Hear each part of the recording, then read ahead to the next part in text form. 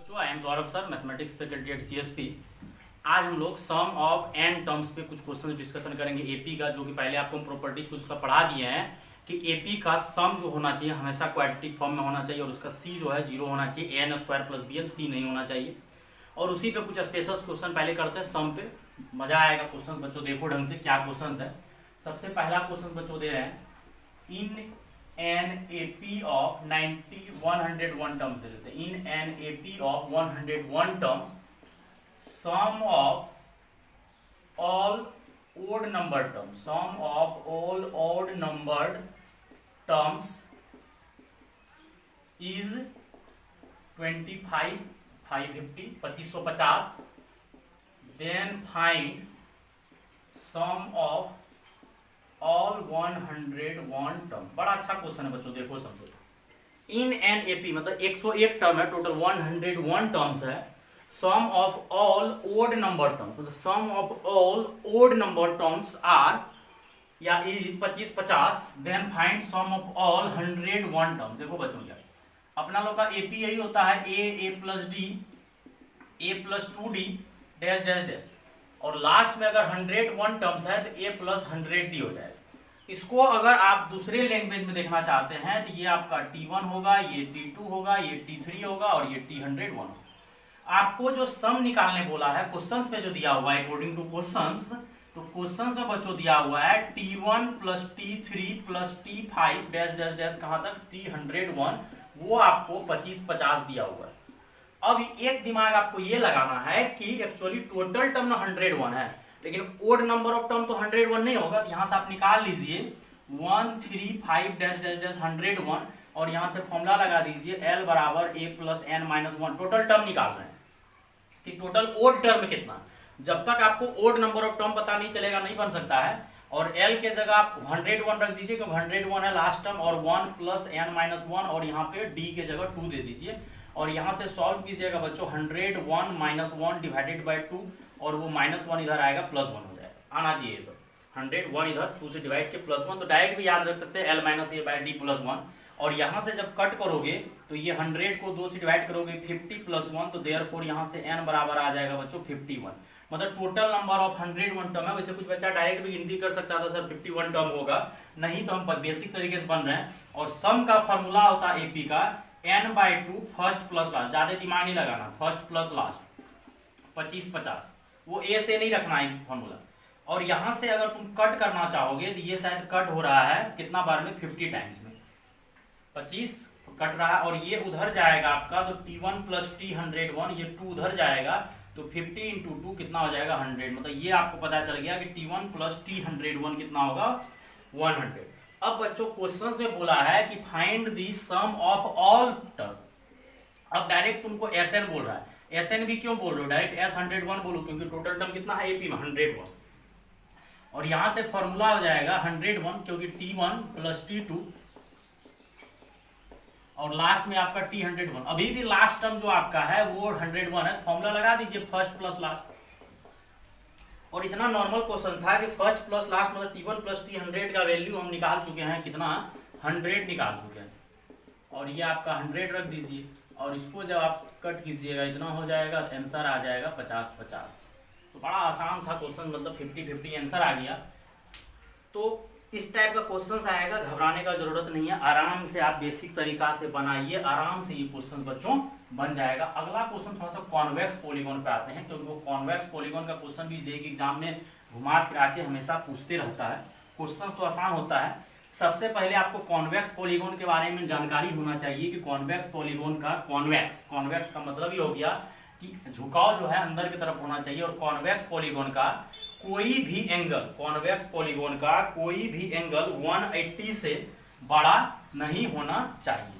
180 मतलब 0 और 180 के बीच में होना चाहिए। जैसे आप ट्रायंगल पढ़े हैं तो वो भी आपका कॉन्वेक्स पॉलीगॉन में ही गिनती आता है। तो कॉन्वेक्स पॉलीगॉन का कोई भी एंगल 180 से बड़ा नहीं होना चाहिए और 0 से छोटा नहीं होना चाहिए। एंगल पॉजिटिव होता है तो 0 से बड़ा और 180 से क्या हो जाएगा, छोटा। तो कॉन्वेक्स पॉलीगॉन क्वेश्चंस दे देता है, उसमें आपको दोनों कंसेप्ट लगाना पड़ेगा, एपी का भी कंसेप्ट लगाना पड़ेगा। बहुत बढ़िया क्वेश्चन है, 5 स्टार है। In a convex polygon, in a convex polygon if smallest angle is 120 degree and common difference is, मतलब यार डिफरेंस जो है 5 डिग्री दिया हुआ है, पूछा हुआ जेईई का एग्जाम में क्वेश्चन है कि in a convex polygon if smallest angle is 170 degree 120 degree and 5 degree common difference है, बोल रहा है then find total number of side बोलिए या वर्टेक्स बोलिए, बात बराबर है, जितना साइड होता है उतना ही वर्टेक्स होता है। अब इस क्वेश्चन में बच्चों दिमाग क्या लगाएंगे कि स्मॉलेस्ट एंगल दिया है, मतलब स्मॉलेस्ट एंगल दिया है मतलब बढ़ेगा, और कॉमन डिफरेंस आपका कितना दिया हुआ है 5 डिग्री। मतलब यहां से बच्चों पता चलेगा कि अगर तुम एपी का कॉन्सेप्ट लगाना चाहोगे कोई दिक्कत नहीं है, पहला 120, दूसरा कितना हो जाएगा 125 degree, 130 degree dash dash dash, कहां तक जाएगा, तो कहां तक जाएगा वो जो होना चाहिए 180 डिग्री से छोटा होना चाहिए। क्यों? क्योंकि कॉन्वेक्स पॉलीगॉन का कोई भी एंगल 0 से बड़ा होना चाहिए और 180 से छोटा, इससे ज्यादा नहीं हो सकता।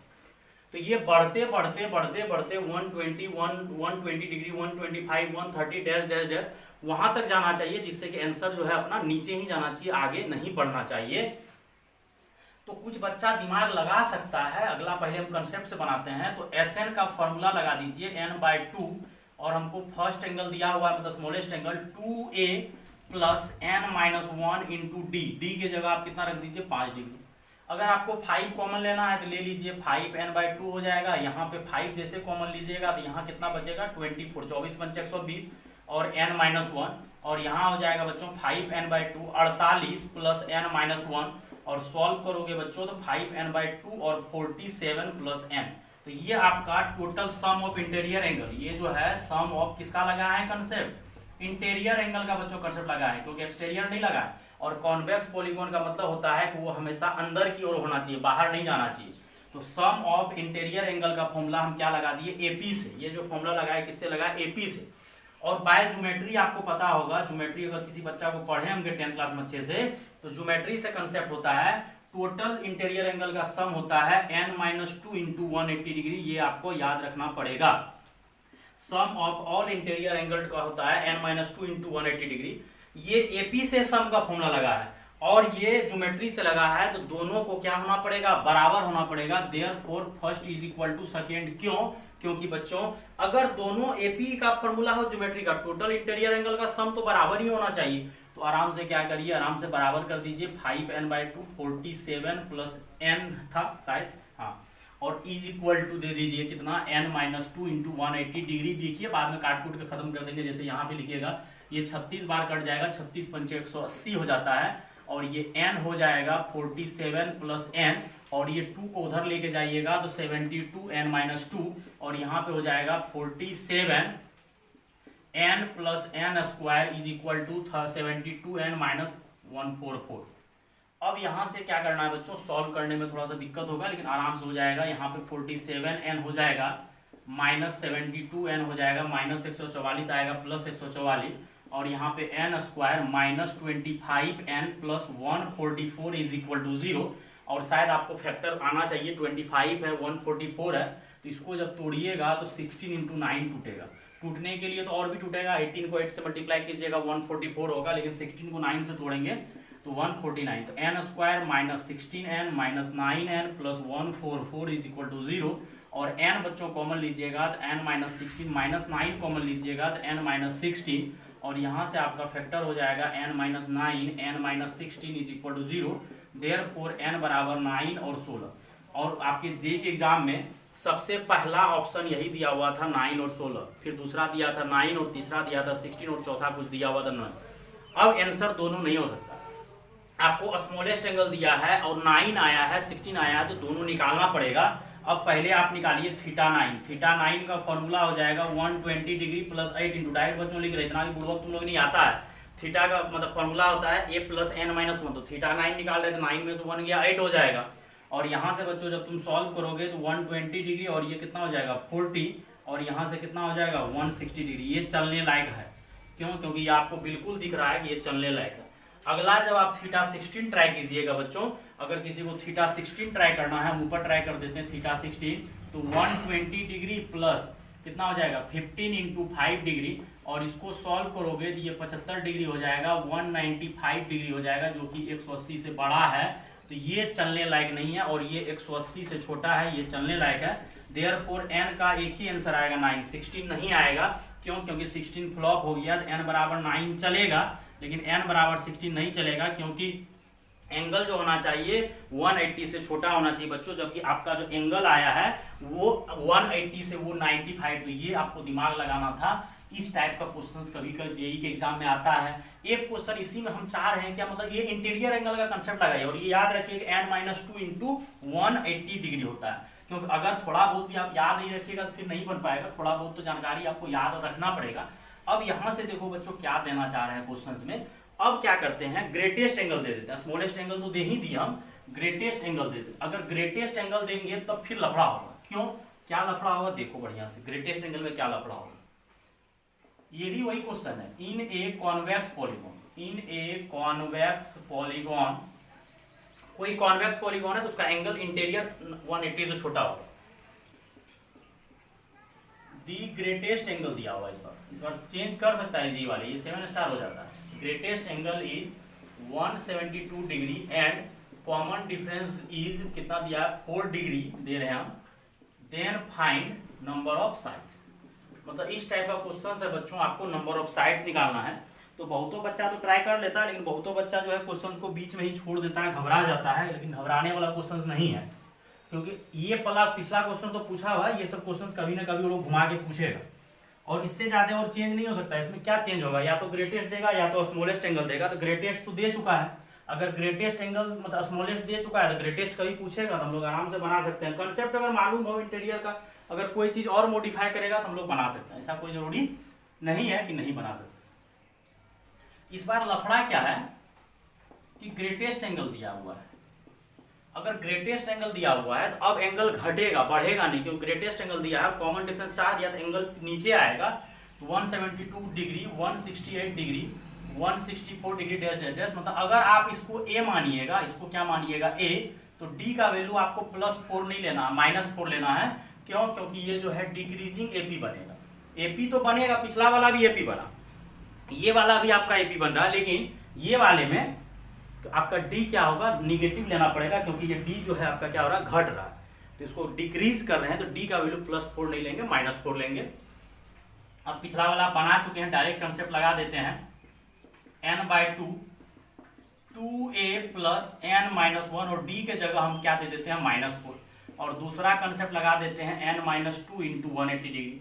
ये आपका एपी लगाया है और ये आपका ज्योमेट्री लगाया है, और यहाँ से बच्चों n/2, यहाँ पे 4 है तो 4 हम कॉमन लेते हैं, देखिए ले सकते हैं, 4 अगर कॉमन लीजिएगा तो 2 इंटू 4 बार और 43 कटेगा, और ये माइनस हो जाएगा,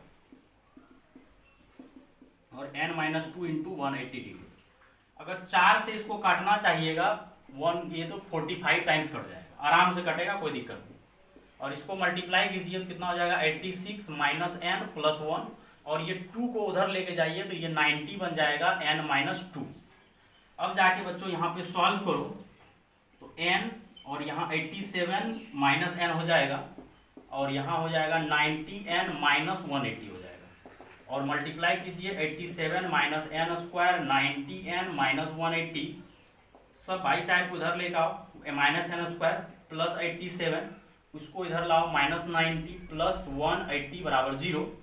अब यहाँ से बच्चों सॉल्व करोगे, -n², 87n में से ये जाएगा तो -3n, अब +180 = 0। अब सब जगह से पहले माइनस कॉमन लेके n² का कोफिशिएंट पॉजिटिव बना दो, तो ये ज़्यादा बेटर रहेगा। अब हमको फैक्टर करना है, तो ये -180 हो जाएगा, माइनस कॉमन लिए हैं तो -180। इसका फैक्टर करोगे 180 का, कर लो जल्दी से, 3 से करोगे तो कितना हो जाएगा, फिर से 3 से करोगे तो कितना हो जाएगा, सही जा रहे हैं कि नहीं जा रहे हैं, ठीक। फिर किससे करोगे, 5 से करोगे तो ये हो जाएगा। हमको 3 पुराना है तो दिख रहा होगा, 5 × 3 = 15 और ये 12, मतलब 15 × 12। हमको माइनस करना है तो माइनस तो कर ही देंगे क्योंकि -180 है, तो हम लोग 15n में पॉजिटिव करेंगे, 15 और 12, क्योंकि माइनस वहाँ ऑलरेडी -180 लगा हुआ है, एक प्लस होगा एक माइनस होगा, तो 15 को पॉजिटिव रखना है। क्यों? क्योंकि हमको +3 पुराना है। और यहाँ से अगर n कॉमन लोगे तो n plus 15 minus 12 n plus 15 हो जाएगा। और सॉल्व कीजिएगा बेटा तो n माइनस 12 और n plus 15 is equal to 0। और यहाँ से आपका n का आंसर आ जाएगा कितना 12 और एक n का वैल्यू आएगा -15। ये तो पॉसिबल ही नहीं है, क्यों? क्योंकि टोटल नंबर ऑफ साइड तो कभी निगेटिव हो ही नहीं सकता है, और टोटल नंबर ऑफ साइड जो है आपका 12 आ गया। इस टाइप का क्वेश्चन जी वाले कभी ग्रेटेस्ट एंगल देके पूछ सकता है, तो घबराने का जरूरत नहीं है। कॉमन डिफरेंस आपको नेगेटिव ले लेना। अब जाके बच्चों हम लोग डिस्कशन ये कॉन्वेक्स पॉलीगॉन पे काम कर लिए। अब कुछ एक फिर दूसरा क्वेश्चन स्पेशल टाइम का देते हैं और तुरंत शॉर्ट ट्रिक लगाएंगे। आपको ऑलरेडी शॉर्ट ट्रिक हम पढ़ा चुके हैं। Sn इज इक्वल टू, जो नहीं देखे होंगे प्रीवियस लेक्चर देख लीजिए, लाइव क्लासेस में करें। Sn इज इक्वल टू अगर an स्क्वायर प्लस bn होता है, और यहाँ पे हम पहले ही बोल दिए कि c जो है 0 होना चाहिए, मतलब इसमें c होता ही नहीं है, तब जाके ये ap होगा अगर क्वाड्रेटिक फॉर्म में। और इसका tn हम डायरेक्ट शॉर्ट ट्रिक बताए थे कि n स्क्वायर के जगह 2n माइनस 1 रख देंगे और n के जगह 1 रख देंगे तो b1। और यहाँ से बोले थे कॉमन डिफरेंस डायरेक्ट ही बोल देंगे 2a, कॉफिशिएंट ऑफ n बोलिए या कॉफिशिएंट ऑफ n स्क्वायर का डबल, यहाँ से ये हो गया। मतलब आज के बाद अगर इस टाइप का क्वेश्चन आएगा तो हम लोग तुरंत उड़ा देंगे। कैसे? देखिए एग्जांपल, अगर Sn बराबर आपको 4n स्क्वायर प्लस 5n दे दिया, ये AP का सम है, ये कंफर्म हो गया। और अगर आपको Tn निकालना है तो n स्क्वायर की जगह 2n माइनस 1 और 5 सॉल्व कीजिएगा तो 8n माइनस 4 प्लस 5, और सॉल्व कीजिएगा तो 8n प्लस 1। अगर आप लोग को जानकारी होगा तो हम AP का सम में बताए थे कि अगर कॉमन डिफरेंस का बात आए, अगर ऊपर वाले से कॉमन डिफरेंस पकड़ोगे तो ये 4 को तुमको 2 से मल्टीप्लाई करके 8 पढ़ाना पड़ेगा, क्योंकि अगर सम दिया रहता है तो कॉमन डिफरेंस होता है 2 into coefficient of n square. लेकिन अगर nth टर्म आ जाता है तो nth टर्म में डायरेक्ट कॉमन डिफरेंस 8 बोल देंगे। क्यों? क्योंकि nth टर्म के बारे में पढ़े थे कि अगर nth टर्म होता है tn बराबर an प्लस b, तो यहाँ से कॉमन डिफरेंस डायरेक्ट हम बोले थे कॉफिशिएंट ऑफ n। लेकिन अगर ये क्वाड्रेटिक फॉर्म में रहे, AP का सम दिया रहे, तब जाके Sn हम लोग Tn निकालेंगे, और यहाँ से भी बोल सकते हैं 2a, या ऊपर से 2 into a coefficient of n square. यहाँ से बच्चों ये क्वेश्चन से तुरंत बन जाएगा। अब ये क्वेश्चन एग्जाम सब में, जेईई एग्जाम सब में कैसे आता देखो। If the ratio of sum of n terms of 2AP, 2AP है, रेशियो दिया हुआ है, क्या दिया हुआ है देखिए, 7n माइनस 15 या प्लस देना, प्लस दे दीजिए, is to 2n minus 3। If the ratio of sum of n terms of 2AP are 7n plus 15 plus is to 2n minus 3, बोल देता है क्या, पहले नॉर्मल देते हैं, then find the ratio of 11th term, it's 11th term, दोनों का 11th term दे रहे हैं, इस पर कोई चेंजिंग नहीं कर रहे। मतलब if the ratio of sum of n terms of 2AP जितना दिया हुआ 2AP है, तो क्या करते हैं, Sn first divided by Sn second आपको दिया हुआ है क्या, 7n plus 15 divided by 2n minus 3। अब कुछ बच्चा का दिमाग में आ रहा होगा कि सर आप थोड़ा देर पहले बताए कि AP का सम जो होता है वो हमेशा क्वाड्रेटिक फॉर्म में होता है, लेकिन आपका तो ये AP का सम क्वाड्रेटिक फॉर्म में नहीं दिया हुआ है। लेकिन अगर आप ढंग से क्वेश्चन को बच्चों पढ़ रहे हैं तो क्वेश्चन में AP का सम नहीं दिया, रेशियो दिया है, तो रेशियो तो जितना रिड्यूस हो सकता है रिड्यूस करके देगा। तो हम लोग क्या करेंगे, इसको n से मल्टीप्लाई, n से डिवाइड कर देंगे, ये खटाक अभी क्वाड्रेटिक बन जाएगा। अब बोलेगा सर पहले वो लोग क्यों नहीं दिया, देखो रेशियो तो जब भी देगा वो सिंपलेस्ट फॉर्म में देगा, तो रेशियो देते टाइम n कट कर दिया, लेकिन ये कंफर्म है कि AP का सम क्वाड्रेटिक फॉर्म में ही होगा, नहीं तो नहीं पॉसिबल है।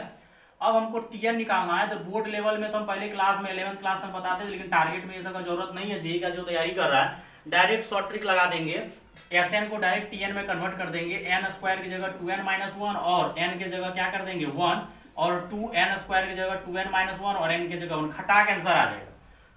अब इसको अगर सॉल्व करना है करो, नहीं तो डायरेक्ट ही बना सकता है, कितना हो जाएगा 14n माइनस 7 प्लस 14 है, तो डायरेक्ट n के जगह 11 रख देते, कोई दिमाग लगाने का जरूरत नहीं है, दिमाग लगाना ही नहीं है जेईई एग्जाम में। 14n प्लस 8 हो जाएगा, आई थिंक देख लो कैलकुलेशन, कहीं मिस्टेक नहीं होना चाहिए। 2n माइनस 1 तो 14 हो जाएगा, और माइनस 7 प्लस 15 तो प्लस 8 हो जाएगा, और यहाँ पे 4n माइनस 5 हो जाएगा। अब हमको बोला है T11 का रेशियो पूछने के लिए, तो T11 का बोला है तो दोनों जगह 11 रख दो, T11 फर्स्ट T11 सेकेंड, और n के जगह डायरेक्ट क्या रख दो 11, और इसको तुम मल्टीप्लाई कर लेना, मल्टीप्लाई कर लोगे तो अपना जो भी आंसर आएगा ये आंसर आएगा। तो ये हम लोग शॉर्ट ट्रिक ही लगाएंगे, अब इसी क्वेश्चन को थोड़ा सा बच्चों मॉडिफाई कर देते हैं कि ये अगर आपका सम दिया है तो जेईई एग्जाम में 11th टर्म ना पूछ के क्या करता है, थोड़ा चेंज कर देता है और रेशियो चलो नया क्वेश्चन भी क्रिएट कर देते हैं, कोई जरूरी नहीं है कि वही क्वेश्चन को रिपीट करना है। तो यही सेम क्वेश्चन आपको बच्चों जेईई एग्जाम समय घुमा फिरा के देगा। तो रेशियो इस बार अलग दे देते हैं, जैसे दे देते हैं 3n+7 और यहाँ दे देते हैं 7n+3, चलो घुमा दिए थोड़ा सा। और then ratio of its 5th and 11th term, देखो चेंज क्या है। तो बच्चा लोग क्या सोचता है कि आप एक बार n के जगह 5 रख दो, एक बार n के जगह 11 रख दो, डिवाइड कर दो। ये पूर्वक वाला बात सब तो करना ही नहीं है, बोला है रिस्पेक्टिवली नहीं लिखे हैं, लिख लेना है respectively it's 11th and term 5th and 11th term respectively. मतलब ऊपर वाले का 11th टर्म और 5th और नीचे का 11th। पहले आप देखो कि Sn first divided by Sn second, मतलब रेशियो जो दिया हुआ है 3n+7 और डिवाइडेड बाय 7n+3। और अभी आप लोगों को फिर बोले थे कि सम हमेशा क्वाड्रेटिक फॉर्म में होता है, लेकिन यहाँ पे आपको सम क्वाड्रेटिक फॉर्म में नहीं दिया हुआ है। तो बच्चों हम लोग क्या करेंगे, क्या दिमाग लगाएंगे कि सर सम नहीं दिया हुआ है क्वाड्रेटिक फॉर्म में, हम लोग n से मल्टीप्लाई कर देते हैं, n से डिवाइड कर देते हैं, तो क्वेश्चन आराम से खत्म हो जाएगा, क्वेश्चन में कोई दम नहीं बचेगा। n से आप क्या करिए, मल्टीप्लाई कर दीजिए, n से डिवाइड, आप उतना समय वेस्ट नहीं करेंगे, डायरेक्टली लिख देंगे 3n² + 7n और 7n² + 3n। और हमको tn पहले निकालना, पहले दिमाग ढेर नहीं लगाना है, पहले tn फर्स्ट tn सेकेंड निकालना है। और tn फर्स्ट का मतलब हो जाएगा n² की जगह सीधा n² की जगह 2n-1, शॉर्ट ट्रिक अभी मिटा दिए बोर्ड पे, n² की जगह 2n-1 और n की जगह 1, और यहाँ पे 7 n² की जगह 2n-1 और n की जगह 1। सॉल्व करना करो ना तो डायरेक्ट भी n की जगह रख सकते हैं। अब यहाँ से बच्चों जब सॉल्व करोगे तो ये 6n-3 + 7 और यहाँ हो जाएगा 14n-7 + 3, पूरा क्लियर सॉल्व करना कर सकता है, 6n-4 और यहाँ 14n-4। अगर कोई बच्चा सोच रहा है सर ऊपर नीचे से 2 के ले कॉमन लेके कट कर देंगे, कर सकता है, तो 2 कॉमन लेगा कितना हो जाएगा 3n+2 और नीचे कितना हो जाएगा 7n-2। तो ये तो आपका tn first by tn second आया, लेकिन हमको क्वेश्चन में पूछा गया है कि t5 मतलब ऊपर वाले का 5 बोला रिस्पेक्टिवली और डिवाइडेड बाय t11 सेकेंड। तो ये क्वेश्चन हमको पूछा गया कि ratio of 5th and 11th term. तो अब बोलो गलती क्या करता बच्चा लोग जब क्लास चलता था, ऊपर में एक बार सोचता है 5 रख दो, एक बार दोनों जगह बोलता है 11 के भागा करता। अरे बोका ये नहीं बोल रहा, बोल रहा है ऊपर में 5th मतलब 5th एंड 11th, तो ऊपर वाले में 5th रखना, नीचे वाले में 11th रखना है। तो 5th शॉर्ट ट्रिक ही काम करेगा, इसमें बोर्ड लेवल से नहीं बनाना जो 11 में पढ़ाते हैं। 7 × यहाँ 11 minus 5th and 11th term respectively, और यहाँ 15+2 हो जाएगा, यहाँ 77 - 2 शायद 17/75 रेशियो आ गया, खटा के आंसर मालूम।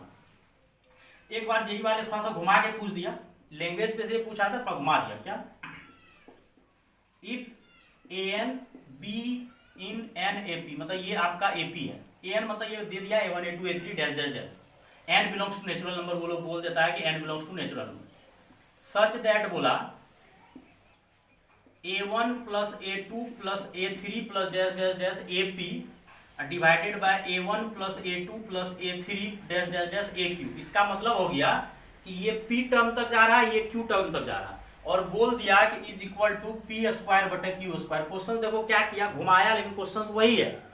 बोला मतलब एक तरह से तुम इसको समझो सम का रेशियो दिया हुआ, पूछ दिया then find the ratio of 5th term, मतलब ये तुमको एक तरह से 5th टर्म एंड शायद ऐसे कुछ दे देते हैं 11th टर्म, क्या पूछा था एग्जैक्ट नहीं पता, 11th टर्म रिस्पेक्टिवली।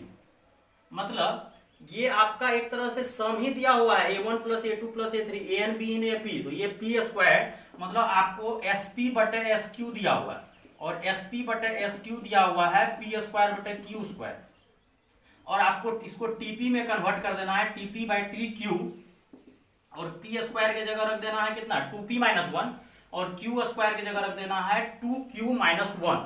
अब जाके कुछ नहीं दिमाग लगाना बेटा, ऊपर में बोला है 5th, नीचे बोला है 11th, रख दो ऊपर में 5th। क्वेश्चन बकवास है, लेकिन वही एक थोड़ा सा घुमा देने का बच्चा लोग फंस जाता है। तो 9 बाय आई थिंक कितना आ जाएगा, 10 में से गया 9 और 11 दूना 22, एक में से एक गया 21, और शायद कट जाएगा 3/7। तो क्वेश्चन जो कहेगा कोई खास इधर उधर नहीं करता, क्वेश्चन सब देखो यही घुमाता फिराता है। आपका एनसीईआरटी सब में भी दिया हुआ है, लेकिन पहले आपको जेईई सब के एग्जाम में सब क्वेश्चन पूछा हुआ रहता है, तो वही सब क्वेश्चन ये लोग घुमा फिरा के यूज करते रहता है। हर बार का पेपर अगर तुम ढंग से जाके देखोगे तो पेपर सब एक ही टाइप का रहता है। बस आपको दिमाग लगाना है और दिमाग लगा के उसको बनाने का कोशिश करना है कि एक्चुअली क्वेश्चंस क्या हो रहा है। इस क्वेश्चंस में अगर आप देखोगे कुछ नहीं किया था, खाली घुमा फिरा दिया था कि A1 plus A2 plus A3 से AP जा रहा, तो वो SP दिया है, नीचे SQ दिया हुआ, हम पढ़े हैं, चेंज कर देते हैं, P स्क्वायर की जगह 2P माइनस 1, Q स्क्वायर की जगह TQ माइनस 1। इसी तरह से एक तो एनसीईआरटी में आपका क्वेश्चन दिया हुआ है SM बटे SN बराबर दिया हुआ है, आई थिंक M स्क्वायर बटे N स्क्वायर, बोलता है कि TM बटे TN बताओ, मतलब it's ratio of mth and nth term. तो हम लोग क्या करेंगे, M स्क्वायर की जगह लिख देंगे 2m माइनस 1 और N स्क्वायर की जगह 2n माइनस 1। अगर टर्म का कोई पोजीशन का रेशियो निकालने बोलेगा, निकाल देंगे। एक हम अपने अकॉर्डिंग एक बहुत अच्छा क्वेश्चन देते हैं, देखो कितना मजेदार क्वेश्चन है, 5 स्टार हम तुरंत उड़ा देंगे। कैसे, देखो, if sum of first 17 and 25 terms of an AP are 289 and 625 respectively दिया हुआ है, और आपको पूछ देगा then find sum of first 36 terms. Question देखो हम कैसे इसको उड़ाएंगे। एक तरीका मेथड फर्स्ट आप लोग रूम पे बना लीजिएगा, अपना बना लेना बेटा। बोला है कि S17 दिया हुआ है 289, इसका फॉर्मूला लगा देना 17/2 2a plus 17 minus 1 into D बराबर 289। इसको कट करोगे, बना ही देते हैं, 17 बार में कट कर जाएगा, और यहाँ से क्या करो 2a प्लस ये 16d हो जाएगा, और नीचे में 2 बराबर 17, और 2 से अगर भागा दोगे तो a प्लस 8d बराबर आ जाएगा 17। ये इक्वेशन फर्स्ट मान। अब तुम्हारे पास दो वेरिएबल है, एक वेरिएबल है क्या a और एक है d, और AP का मतलब है तुमको a और d दोनों चाहिए। तो अगर a और d दोनों चाहिए तो हमको a भी चाहिए d भी चाहिए, तो एक इक्वेशन तुमको और चाहिए, तो एक इक्वेशन अब बोलेगा सर कहाँ से लाएंगे। अगला आपको दिया हुआ है S25, तो S25 शायद आपको दिख रहा होगा 625 दिया, यहाँ भी फॉर्मूला लगा दीजिए n/2 2a plus n minus 1 into d is equal to 625। 25 से इसको कट करोगे तो 2 5 टाइम्स कट जाएगा, और यहाँ पे हो जाएगा 2a प्लस 24 डिवाइडेड बाई 2, और यहाँ भी 2 से डिवाइड करोगे तो a plus 12d is equal to 25। ये सेकेंड हो गया। अब दुनिया का सबसे आसान काम है, फर्स्ट और सेकेंड को सॉल्व कर दो, छाप देते हैं यहीं पे, सेकेंड को छाप दो, सेकेंड नहीं फर्स्ट इक्वेशन था, माइनस कर दो, माइनस करोगे a कैंसिल हो जाएगा, 4d इज इक्वल टू 8 हो जाएगा, तो d इज इक्वल टू 2 हो जाएगा, और d का वैल्यू 2 ऊपर में पुट कर दो, put d is equal to 2 in first, ठीक। 12 में से 8 गया 4, 17 में 25 में 17 गया 8, कट गया 2 बार, और 12 गुना 2 बराबर 25, a बराबर 25, और ये 12 गुना 24, a का वैल्यू 1 आ गया। कहीं भी पुट करो, यहाँ भी पुट करोगे 16 17 में से गया वो वही बचेगा 17।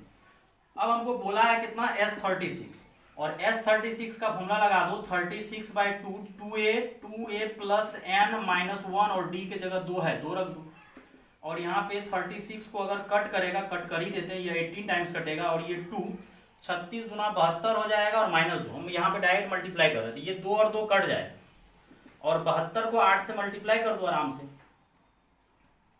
तो कितना हो गया 36, और फिर 18 को 7 से करो तो 126 में 3 जुड़ेगा 129, तो 1296 आंसर आ गया। अब बोलेगा सर इसको आप किस तरीके से सेकेंड मेथड जो बोल रहे थे बनाएंगे। सेकेंड मेथड हम यूं उड़ा देंगे, क्यों? क्योंकि हमको एक बहुत खतरनाक चीज आता है कि एपी का सम हमेशा क्वाड्रेटिक होता है। अल्टरनेट आप लिख सकते हैं बाय सर, देखना क्वेश्चन यूं उड़ेगा कि S17 बराबर दिया हुआ है 289, और 289 को हम लोग लिख सकते हैं 17 का स्क्वायर। क्यों? क्योंकि पूरा क्वेश्चन क्लियर दिख रहा था, क्योंकि हम तो अपने मन से ऐसे लिख दिए थे ना, 17 का स्क्वायर 289 होता है, और अगला दिया हुआ है S25 625, तो मतलब इसका मतलब हो जाएगा 25 का स्क्वायर। और हमको बोला है, अब देखो अगर S17 और AP का सम हमेशा क्वाड्रेटिक फॉर्म में होता है, अगर S17 है 17 का स्क्वायर, S25 है 25 का स्क्वायर, तो पहले SN बोलो कितना होगा, तो n स्क्वायर हो जाएगा, मतलब इसमें b नहीं है, होता तो है an स्क्वायर प्लस bn, लेकिन इसमें b पार्ट 0 है, तो an स्क्वायर प्लस bn। अब तुमको जो पूछेगा वही बोल सकता है। S36 बोला है, तो 36 का स्क्वायर शायद पूरा दुनिया जानता है 1296 होता है। अगर तुमको SP बोलता, p स्क्वायर, SQ बोलता है q स्क्वायर। अब पता है बच्चों, इसी पे एक क्वेश्चन आपका जो है ना, एक बार जेईई एग्जाम में पूछा हुआ है, और उस क्वेश्चन को हम चाहेंगे कि तुरंत खत्म कर देंगे। पूरा क्वेश्चंस भी हम नहीं लिखने जा रहे हैं, पूरा क्वेश्चंस लिखेंगे समय लगेगा, पूरा क्वेश्चंस नहीं लिखेंगे और क्वेश्चंस देखो बच्चों कैसे उड़ेगा। आपका जेई के एग्जाम में पहले एक टाइम में पूछा हुआ है एडवांस लेवल में, क्या पूछा देखो, बोला है इन एन एपी, हम डायरेक्ट लिख रहे हैं इन एन एपी, बोला है S M is equal to M square P, बोला था कि एस एम जो है एम स्क्वायर पी है और एस एन जो है आपको एन स्क्वायर पी है, इस टाइप से दिया हुआ है। तो बोला है एस पी क्या होगा, S P is equal to what. हम क्या करेंगे, शायद किसी को दिख रहा है कि नहीं दिख रहा है कि एपी का सम हमेशा क्वाड्रेटिक होता है, इसको आप लिख सकते हैं पी एम स्क्वायर और इसको लिख दीजिए पी एन स्क्वायर। देख रहे हैं A N square A N M square N square, मतलब एपी का सम क्वाड्रेटिक होता है और प्लस में आप लिख दो 0m, प्लस में लिख दो 0n, क्यों, क्योंकि है ही नहीं। अगर एसपी बोला है तो पी तो रहेगा ही रहेगा, क्योंकि पी दोनों में कांस्टेंट की तरह काम कर रहा है। और एस एम अगर एम स्क्वायर है तो एस एन एन स्क्वायर है, तो एस पी जो है आपका पी इंटू पी स्क्वायर हो जाएगा। अगर ट्राई करना है रूम पे, तुम फॉर्मूला लगा के इस तरह से बेसिक लेवल से ट्राई करना, आंसर यही आएगा। अगर तुमको एस क्यू बोलता तो पी तो रहेगा ही रहेगा, पी कांस्टेंट की तरह काम कर रहा है, तो क्यू स्क्वायर। तो कुछ बच्चा को ये लफड़ा हो गया कि सर और सब जगह तो क्वाड्रेटिक आ रहा है लेकिन यहाँ पे क्यूबिक आ गया, क्यूबिक नहीं आया, पी इंटू पी स्क्वायर मिल के पी क्यूब हो गया। तो इसीलिए तो जेई के एग्जाम में घुमा दिया था, क्योंकि सबको लगता था, बच्चा लोग को याद रहता है कि एपी का सम क्वाड्रेटिक फॉर्म में होता है, तो बच्चा लोग बहुत सारा उलझ गया। हम लोग को उलझना नहीं है, क्योंकि एस एम अगर आपको एम स्क्वायर पी है तो S N N square P है, तो एस पी बराबर ये पी कॉन्स्टेंट का काम कर रहा है, ए का काम कर रहा है। मतलब आपका जो एस एन होता है यही होता है A N square plus B N, तो बी तो आपका 0 है और ये एन स्क्वायर है और पी जो है कांस्टेंट ए का काम कर रहा है, पी इंटू पी स्क्वायर। तो ये आपका लेक्चर है बच्चों, इसको देख लेना है। बाकी बस फिर से लाइव क्लासेस में आगे अच्छे से डिस्कशन करेंगे बच्चों। Thank you.